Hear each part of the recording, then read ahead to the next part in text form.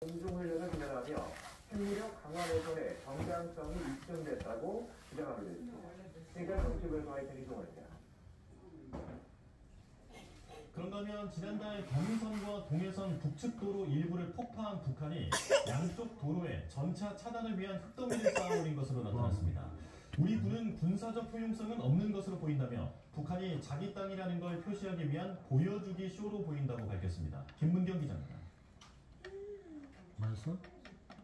지난달 15일 폭파 뒤 10여일 만에 모습을 드러낸 동해선 북쪽 구간입니다. 콘크리트로 만든 깊이 5m, 앞뒤 10m의 대전차구, 즉 전차 차단용 구덩이가 생겼습니다.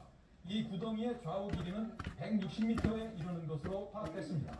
그 뒤로 높이 5m, 길이 50m의 흙더미를 쌓아 올렸는데 도로를 가로지르는 좌우 길이는 160m에 이릅니다. 경의선에서도 비슷한 작업이 진행됐습니다. 다만 흙더미의 높이는 11m로 다소 높았고 좌우 길이는 120m로 동해선보다 짧았습니다. 앞서 북한군 총참모부는 대한민국과 연결된 도로와 철길을 완전히 끊어버리고 요새화하는 공사를 진행한다고 발표했는데 10여일 만에 관련 시설물이 모습을 드러낸 겁니다. 북한이 성토지를 밀어 대전차구를 메우고 남침 루트를 만드는 것은 짧은 시간에 가능하기 때문에 군은 해당 지역을 면밀히 감시하고 있습니다. 군 관계자는 북한이 지난 1일까지 매일 300명에서 400명의 인원을 투입해 작업을 이어왔다고 밝혔습니다. 하지만 단시간에 복구할 수 있는 수준으로 군사적 효용성은 없다며 자기 땅이라는 걸 표시하기 위한 보여주기식 쇼로 보인다고 전했습니다. 그러면서 북한이 이 시설물에 추가 작업을 할지 여부는 파악되지 않았지만 현재 작업 인원은 보이지 않는다고 덧붙였습니다. YTN 김문경입니다.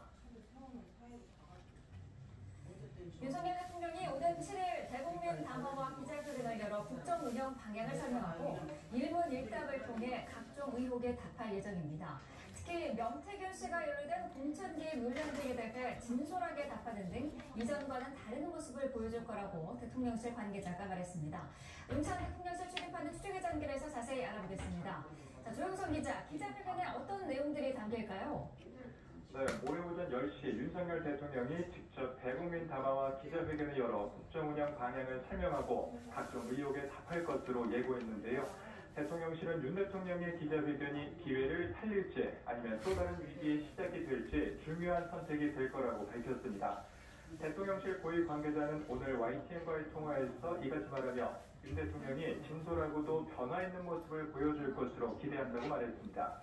그러면서 대국민 사과 여부 등 구체적인 내용과 형식 등은 검토 중이고 윤 대통령이 변화하는 모습을 보여줄 방법을 찾고 있다고 설명했습니다. 앞서 지난 두 번의 기자회견에서는 윤 대통령이 2층 집무실에서 국정 브리핑 등의 형식으로 30분 정도 발언한 뒤 1층 브리핑장으로 내려와 질의응답을 받았는데요. 이와 같은 형식으로 할지 1층 브리핑장에서 곧바로 시작할지 등 좀 더 변화된 모습을 보여줄 수 있는 방식을 검토하고 있는 것으로 보입니다. 또 다른 고위 관계자는 기자회견 시기를 결정한 배경에 대해 윤 대통령이 순방 전에 하는 게 좋겠다고 판단한 것 같다며 어젯밤 결심한 뒤 알려왔다고 전했습니다. 그러면서 어제 오후 참모진이 기자회견을 앞당기는 것을 건의했고 윤 대통령이 여러 상황을 보고 결단한 거라고 설명을 했습니다.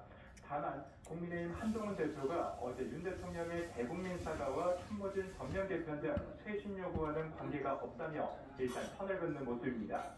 윤 대통령의 기자회견은 지난 8월 말 이후 2달 반 정도만이며 명태균 씨와 관련한 각종 의혹 등에 윤 대통령이 처음으로 직접 입장을 밝히는 자리가 될 전망입니다.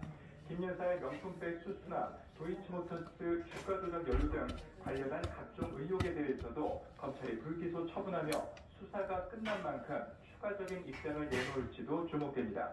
다만 한동훈 대표의 김 여사 공개 행보 자제 요청에 대해서는 이미 지난번 회동에서 자제하겠다는 입장을 전한 만큼 더 진전된 내용이 담길지는 지켜봐야 할 것으로 보입니다. 이를 비롯해 이번 담화와 회견의 발언의 내용에 따라 전국이 중요한 분기점을 맞을 것으로 보입니다. 지금까지 용산 대통령실에서 YTN 조영선입니다.